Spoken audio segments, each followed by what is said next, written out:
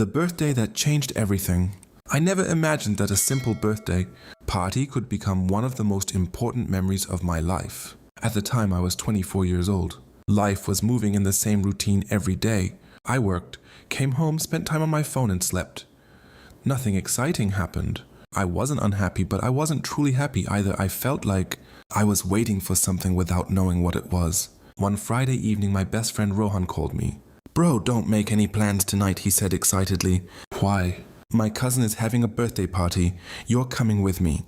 I immediately refused. You know I hate parties. Exactly why you need to come. You spend all your time either working or sitting at home. I laughed. "And what if I don't want to?" "Too late, I already told everyone you're coming." That was typical Rohan. After 20 minutes of arguing, I finally agreed. Looking back now, that decision changed my life. The party was being held at a beautiful farmhouse on the outskirts of the city. When we arrived, colorful lights decorated the entire garden. Music played softly in the background. Groups of people were talking, laughing, and taking pictures. I felt completely out of place. Rohan disappeared within minutes, leaving me alone with a glass of juice in my hand. I stood near a corner of the garden and watched everyone enjoying themselves. "Great," I muttered. "Now I'm the lonely guy at the party." Just then, someone accidentally bumped into me. A few drops of juice spilled onto my shirt. "Oh my God, I'm so sorry." I turned around, and for a moment, everything seemed to stop. Standing in front of me was a girl with long black hair and bright brown eyes. She looked embarrassed. "I didn't see you standing here," she said. I smiled. "It's okay, I wasn't doing anything important." She laughed softly. That laugh felt different. Natural. Warm. Comfortable. "Im Aisha," she said. "Im Armaan." And just like that, our conversation began. At first we talked about simple things. Where we worked. What we studied. How we knew the birthday boy. But somehow the conversation never became boring. Every topic led to another. We joked. We shared stories. We laughed. Hours passed without either of us noticing.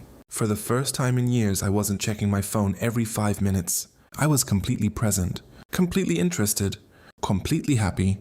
At one point, Aisha looked around and smiled. Funny. What now? I didn't know anyone here except the birthday girl. Same. And yet we've spent the whole evening talking. I laughed. Maybe we're both avoiding everyone else? Maybe? Later that night, everyone gathered around the birthday cake. The candles were lit.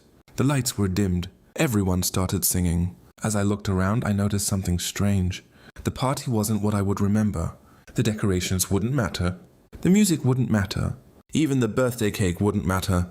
The only thing I would remember was standing next to Aisha and laughing together. Some moments become special without warning. This was one of them. After the cake cutting, the guests started dancing. Rohan tried to drag me to the dance floor. I refused immediately. Aisha laughed. Scared? No. Then prove it. I stared at her. That sounds like a challenge. It is. 5 minutes later, I was standing on the dance floor making a complete fool of myself. Aisha laughed so hard she could barely stand. Normally I would have felt embarrassed, but somehow I didn't care. Seeing her smile felt worth it. The night continued. We talked under the stars. We walked around the garden. We shared childhood memories. For some reason, I felt comfortable telling her things I rarely told anyone. She listened carefully, not the way people usually pretend to listen. She genuinely cared, and that made all the difference. Near midnight, guests began leaving. Cars slowly exited the farmhouse. The music became quieter. The party was ending. I suddenly felt disappointed. A few hours earlier, I hadn't wanted to attend.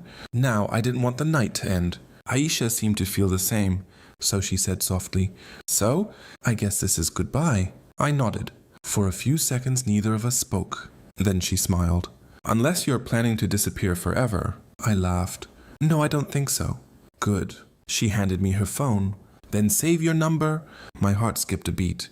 I quickly entered my contact information. She called my phone. There she said, "Now you can't pretend you lost my number." I wouldn't dare. On the drive home, Rohan couldn't stop smiling. "What now?" He looked at me. "You spent the entire party with one person." So I haven't seen you smile like that in years." I looked out the window.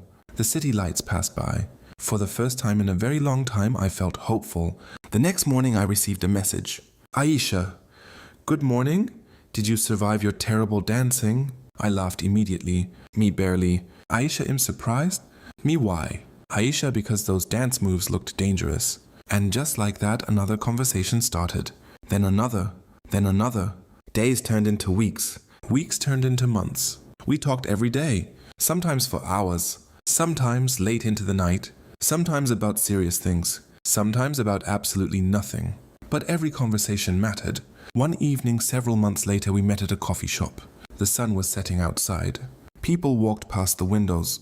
The atmosphere felt peaceful. Aisha looked at me and smiled. "Can I tell you something?" "Of course." "I almost didn't attend that birthday party." I blinked. "What night?" "My friend forced me to go." I laughed loudly. "Rohan forced me too." She shook her head in disbelief. So both of us almost missed that night. Looks like fate had other plans. For a moment neither of us spoke. Then she smiled again. The same smile I had seen at the party. The smile that had stayed in my memory ever since. As the months passed, our friendship became something deeper, something stronger. She became the first person I wanted to talk to every morning. The last person I wanted to speak to every night. When something good happened, I told her first. When something bad happened, I called her first. She became my safe place, my favorite person, my best friend, and eventually much more than that. 1 year later, another birthday arrived. The same farmhouse, the same decorations, the same music, many of the same guests. Everything looked familiar, yet everything was different, because this time I wasn't standing alone in a corner. Aisha stood beside me. As everyone celebrated, I looked around and remembered the first time we met. The accidental collision, the spilled juice, the conversation, the laughter, the unforgettable night. It all felt unreal. Later, we walked to the same part of the garden where we had talked a year earlier. The stars filled the sky. A cool breeze moved through the trees. Aisha looked at me. "Do you remember our first conversation?" "Every word." She smiled. "Liar." "Okay, maybe not every word." We both laughed. Then I became serious. "You know something?" "What night?" "I almost didn't come that night." "I know. I'm glad I did." Aisha looked at me quietly. "So am I." For a moment the world seemed silent. No music, no voices, just us. Then I reached into my pocket. Her eyes widened. "Armaan." I nodded. The ring reflected the lights from the garden. A year earlier this place had introduced us. Now it was witnessing another important chapter. "Aisha," I said softly, "meeting you was the best thing that ever happened to me." Tears appeared in her eyes. "I thought I came to a birthday party." She laughed through her tears. "So did I. And somehow I found the person who changed my life." The smile on her face was the most beautiful thing I had ever seen. "Will you marry me?" For a second she couldn't speak. Then she nodded. Again and again, yes.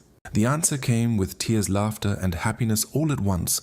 Today, whenever people ask me how we met, they expect some extraordinary story, something dramatic, something magical. But the truth is surprisingly simple. I went to a birthday party with my friend. I met a girl, we talked, we laughed.